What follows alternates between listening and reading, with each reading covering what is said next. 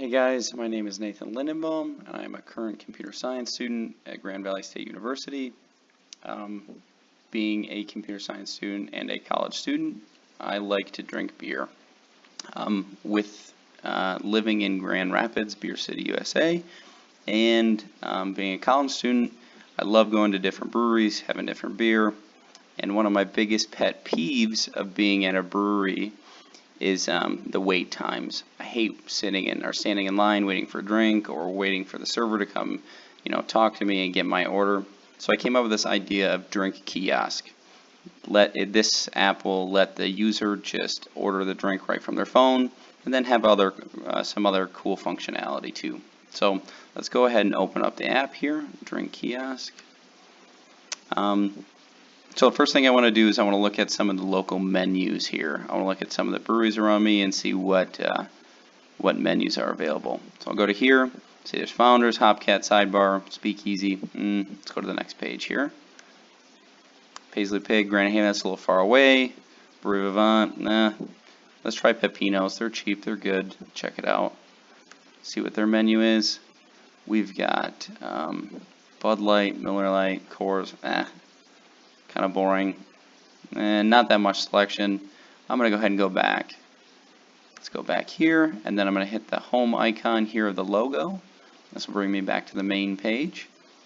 Now, let's go ahead and see what bars are around me. So I'm going to go ahead and search bars, and defaults to Los Angeles. I am not there, but we will go ahead and search. I'm thinking I want to search for Founders, and just to get an idea, Founders, perfect. Go ahead and search it. Alright, so it gives me directions on how to get there. It's my current location. It's about a half a mile away. I'll go ahead and say that I'm going to go there. Perfect. So I'm going to go back. Now that I figured out where I want to go, let's say that I decided I am staying now because I've already done my arriving. Now I'm going to stay, and I'm going to get a drink. Let's go here and get a drink. My current bar will be Founders. Let's go ahead and get a beer here. Centennial sounds perfect to me. Quantity, yep, just want one. And my table number, as I'm sitting at the bar, table number 25. Set that. Perfect. So what I'm going to do is going to add this to my order. Add it to my order.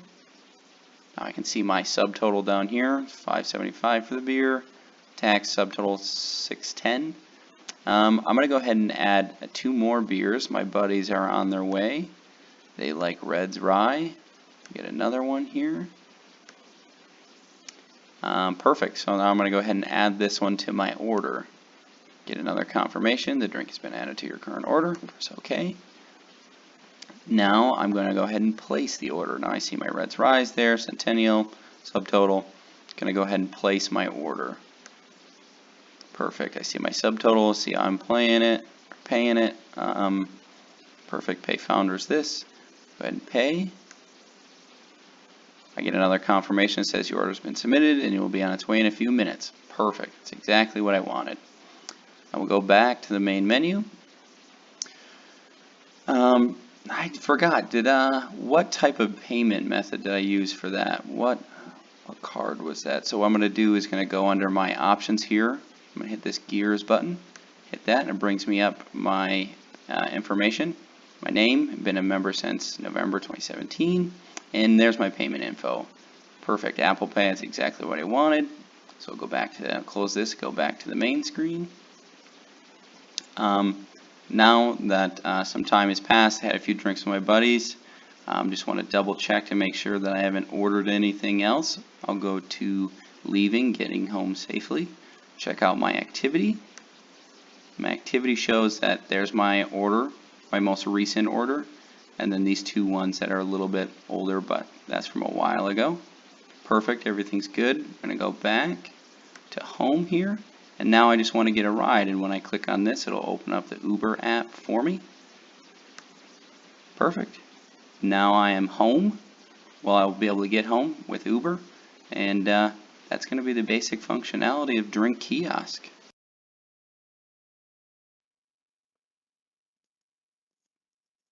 Hey guys, so now that we've seen how the app actually works and what you can do with it, Let's go in to see what some of the other users did during user testing and see how they did with the tasks that I showed you that that I completed here. So first task I had people do where to find the distance to Founders, which was 0.5 miles away, was the first thing I showed you what I did in the video.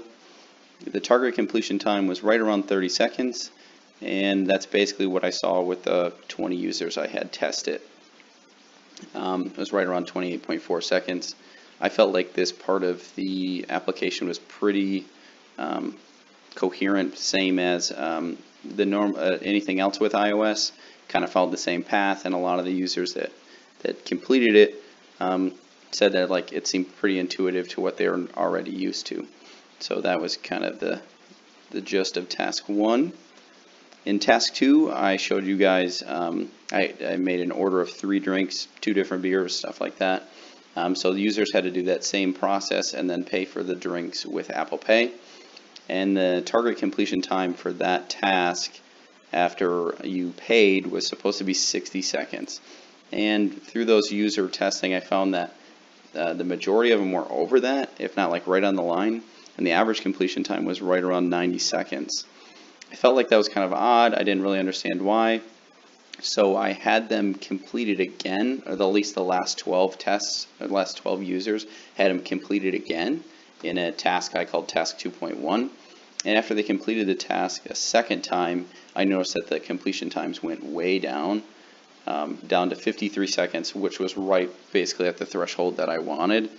Which kind of shows that the app was learnable, and once they learned the process one time, they knew what was going on, and the times would continue to reduce down. So in task 3, I just had them double check their payment method, which I showed you there in the last part of the video. You just click the gear button and it showed you that I had Apple Pay. With this, I found that the average completion time was like 32 seconds. It's like a little bit above what I wanted, which was 30 seconds. And I found a lot of the users kind of did the same error, and they kept trying to click the gear button instead of the profile button.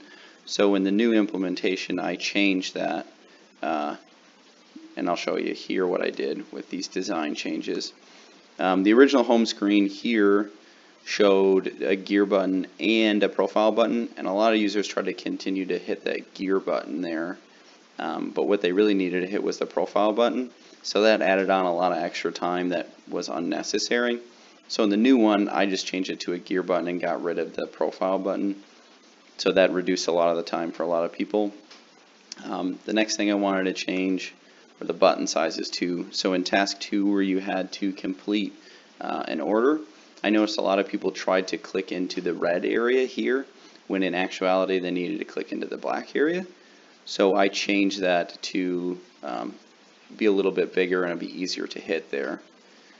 Bigger target size, easier to hit, reduced times, perfect. Which brings me to my final thoughts on the project. Despite this project being a school project and you're supposed to just get your work done and finish it up, I feel like this idea was pretty marketable. I feel like a lot of breweries, especially in Grand Rapids, and I have to imagine around the United States, might be able to implement this, and I think it might be a pretty cool idea. So if anybody wants to help me market this, that would be awesome. Help me do some work with this. That kind of brings me to my third point. Teamwork makes the dream work. There's so much stuff that goes into completing a user interface and doing the testing and all these things. Trying to complete it just as one person is super difficult. There's just way too much to do, and you kind of get pigeonholed into certain ideas and don't really get the best outside opinion unless you go to user testing and stuff like that. It also brings me to the second point there. Simple means complicated, and then by that I mean if a user interface is really simple, easy to use, the process to get that user interface there was pretty complicated. I'm sure they went through tons of different renditions, user testing, had experts come in and test it and do all these things. So when you open up your iPhone and you see that there's a super simple app, like, wow, that works great. I'm sure that process took a long time and it was pretty complicated. So last thing I want to say is thank you, and if anybody wants to help me market this idea, there's my email.